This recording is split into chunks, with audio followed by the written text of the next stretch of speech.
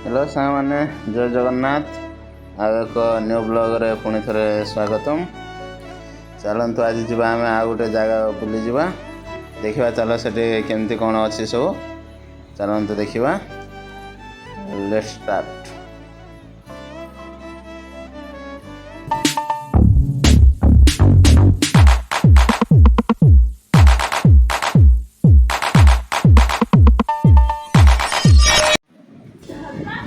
चलून सांग प्रथम थर करी संबलपुरी भाषा रे ब्लॉग बनाऊे।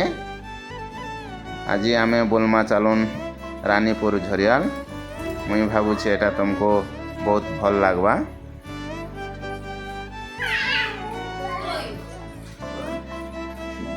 चलून देखवा रानीपुर झरियाल केनता काना अच्छे। वर्तमान आम आसी पहुँची गले रानीपुर झरियाल पाखे। एटा गोटे 64 योगिनी टेम्पल। इने 64 प्रकार देवी देवतांकर मूर्ति अच्छे। देखुन सांग माने इने 64 प्रकार देवी देवतांकर मूर्ति अच्छे। और ये मूर्ति मानन को तमे भल से देखिले जानी पारिबो कार गोड़ नैन कि कार हाथ नैन बोले खंडिया खावरा हेछन।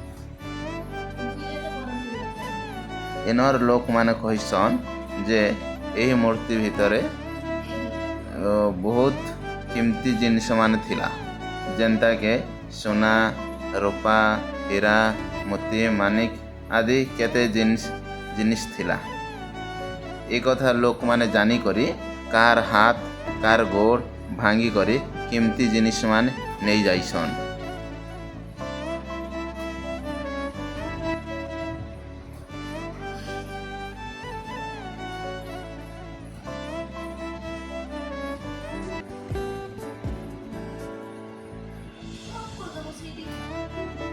देखन सांग माने केनता सब अच्छे मंदिर पूरा पत्थर चट्टान ऊपर पूरा मंदिर मान अच्छे।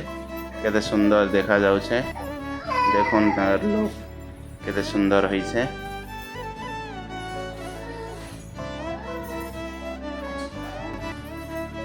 तुम माने भी सब आस देखो।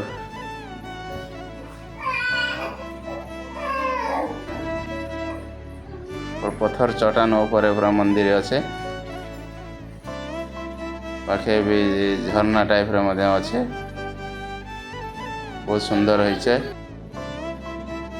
आर एक जिनिस इने देखा को मिलवा जेनटा हेउछे के चक्रव्यूह, जेनटा के आपन माने महाभारत रे सुनी थिबे। सेने अभिमन्यु केनता मला एंता चक्रव्यूह रे ढुकी तो गला बेचारा आउ बाहरी नहीं पारी। लेकिन मुई भीतरे ढुकी करी देखौछि बाहरी पारुचे के नहीं।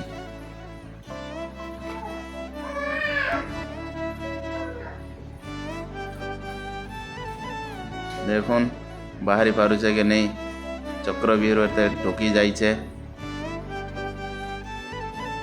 लेकिन कॉन्फिडेंस अच्छे बाहरी जिमी।